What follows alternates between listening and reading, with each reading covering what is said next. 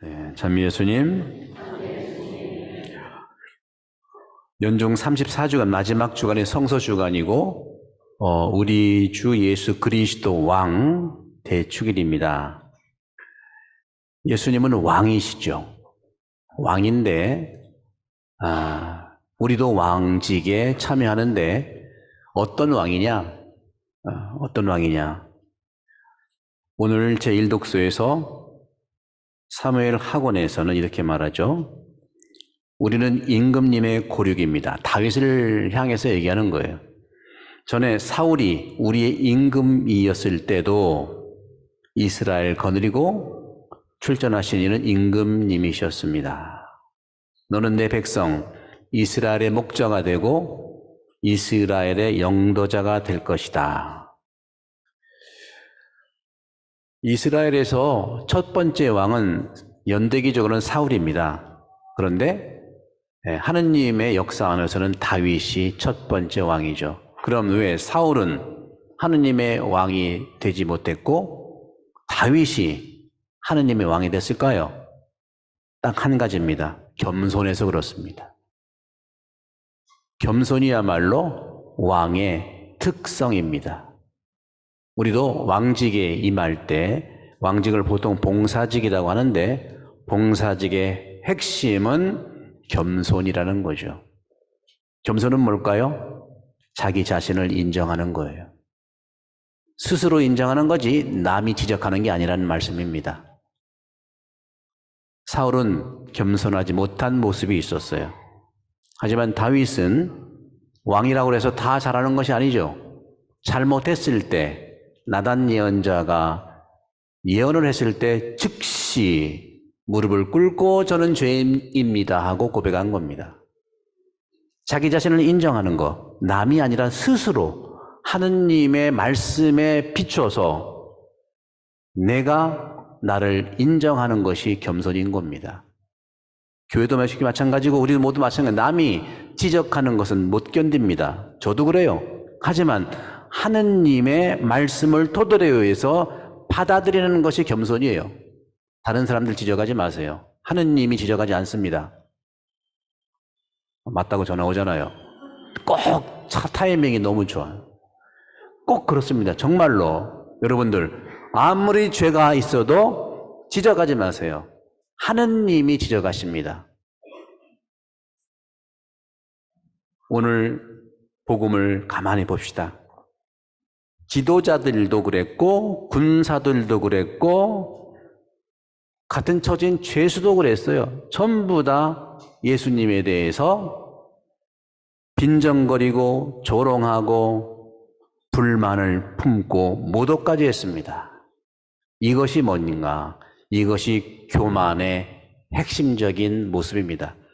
교만이 가장 큰 죄라고 질증도 그렇고 8가지 나쁜 생각도 그렇고 모든 죄의 최고점, 가장 깊은 죄는 교만이라고 하는데 여러분 교만이 뭔 줄 여러분 스스로 이렇게 돌아봅니까? 추상적으로 들리죠? 교만은 뭐라고 할까요? 빈정거리고 조롱하고 모독하고 불만을 품는 것이 교만입니다. 왜냐하면 불만이라고 하는 것, 모독한다고 하는 것, 조롱한다고 하는 것, 빈정된다는 것 다 말로 하는 거예요. 말로 교만의 죄를 지을 수밖에 없는 것이 인간입니다. 왜 그러면 이러한 불만이 교만이냐? 불만은 뭡니까? 마찬가지죠. 조롱이 뭡니까? 그리고 모독이 뭐예요? 자기가 옳다는 걸 얘기하는 거예요. 내가 옳다는 걸 얘기합니다. 오케이, 자기가 옳다는 거 얘기할 수 있어요. 근데 뭡니까? 내가 옳다는 것은 틀린 누군가가 있어야 된다는 겁니다. 이게 얼마나 큰 교만의 죄인지 아시겠어요? 우리는 매일 일어납니다. 가족들 안에서도 특히 단체들 안에서 특별히 제대를 중심으로 있는 모든 단체는 아니지만 일부 단체에서 이 교만의 죄가 항상 일어나고 있어요. 우리는 누구도 누구를 단죄할 수 없습니다. 누구도 빈정될 수 없습니다. 누구도 모독할 수 없습니다. 누구도 불만을 터뜨려서는 안 됩니다. 왜? 불만은 교만해지기 때문에 그래요. 누군가는 잘못한 사람을 집어내야 되기 때문에 그렇습니다. 교만의 죄를 진 사람들은 구원받지 못합니다. 제 얘기가 아니라 오늘 복음에 나와 있는 거예요. 그랬더니 다른 하나는, 죄수 하나는 어떻게 하면 천당 가냐? 겸손해서 그래요. 겸손은 뭘까요? 꼭 집어. 겸손은 자기 처지를 인정하고 상대방의 바른 모습을 바라보는 겁니다. 바른 모습을 바라보는 거예요. 바른 모습을 바라보는 것도요, 육적으로 바라보느냐, 영적으로 바라보느냐가 확실히 달라요. 근데 한국 분들은 대략 어떤 경향이 있냐면 반대로 하는 게 있어요. 육적인 것은 영적인 것처럼 하고 영적인 것은 육적인 것처럼 하는 거예요. 외적인 바라봄은, 외적으로 믿어주는 것은 분명히 찔러보고, 토마스처럼 찔러보고 물어보고 확인하고 믿어야 되고 말도 해야 되는데, 그러지 못한 우리 현실, 그것도 교만이에요. 그래, 영적인 것은요, 영적인 것은 빌립보처럼 지금 예수님이 바로 앞에 있는데 하느님을 보여달래, 지금 말씀이 있는데, 지금 사랑이 있는데 더 큰 사랑을 보여달래. 교만이에요. 어떤 교만? 영적인 것은 무조건 안 보고 믿는 것이 영적인 건데, 영적인 것은 자꾸 보여달래. 육적인 믿음과 육적인 시선은 내가 찝어보고 내가 듣지 않고 내가 보고 내가 만져보고 믿어야 되는데, 무조건 카더라 통신으로 내가 상상해서 내 상처를 덮어서 공격하는 겁니다. 이게 교만입니다. 천국은 그런 사람들의 차지가 아닙니다.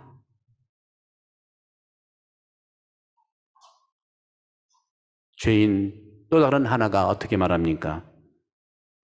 우리야 당연하지. 우리야 당연히 우리가 저지른 짓에 합당한 벌을 받지만 자기 성찰이에요. 상대방 하는 거 아니에요. 자기 성찰이에요. 내 탓이라고 하잖아요. 내 탓이라고. 근데 현실은 왜 자꾸 남 탓이라고 합니까? 내 탓이라고 하는 것은 형식입니까? 습관이죠?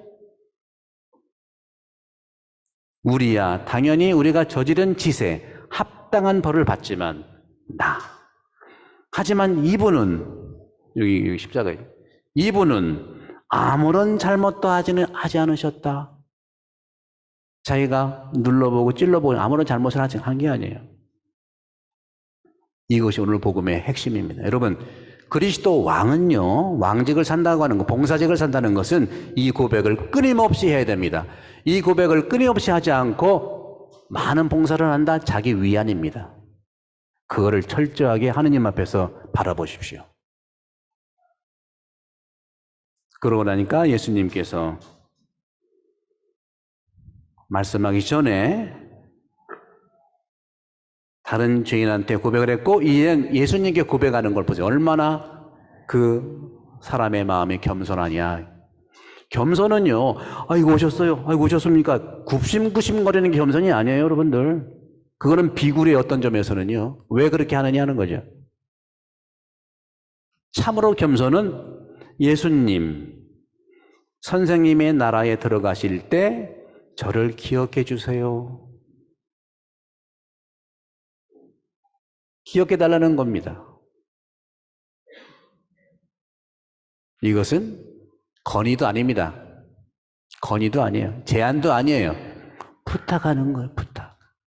우리 공동체 안에서는 건의라든가 제안 있을 수 있겠지만 가장 중요한 것은 부탁하는 겁니다. 부탁이 겸손이에요. 자기가 어떤 지분처럼 건의합니다, 해야 됩니다. 주님을 닮지 않고서는 우리는 천국도 지옥으로 변할 수 있다. 저를 기억해 주십시오. 긍정과 겸허다. 긍정과 겸허. 그러자 예수님께서는 또 아름다운 말로 구원을 이루어 주시죠. 내가 진실로 그대에게 말합니다. 당신은 right now, 지금, 오늘 나와 함께 낙원에 있을 것이다. 그곳이 낙원이에요. 긍정하고 부탁하고 그것이 낙원이에요. 지지해주고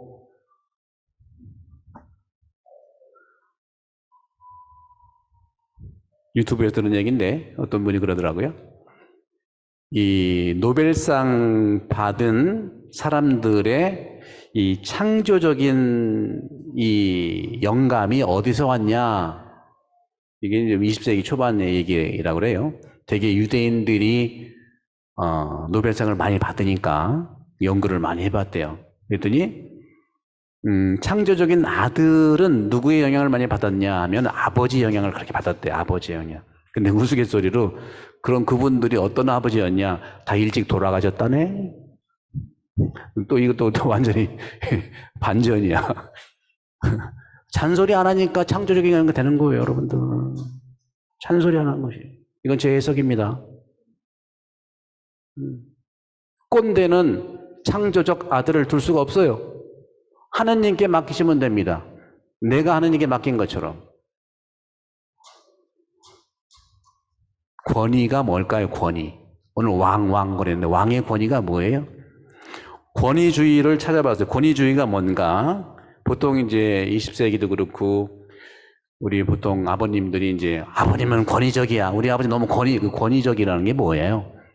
권위적인 것과 권위주의는 달라요, 여러분들. 권위적인 것을 권위주의로 착각하면 안 되겠죠. 권위주의가 뭔가 봤더니 권력과 위력으로 남을 제압하는 것을 권위주의라고 그래요.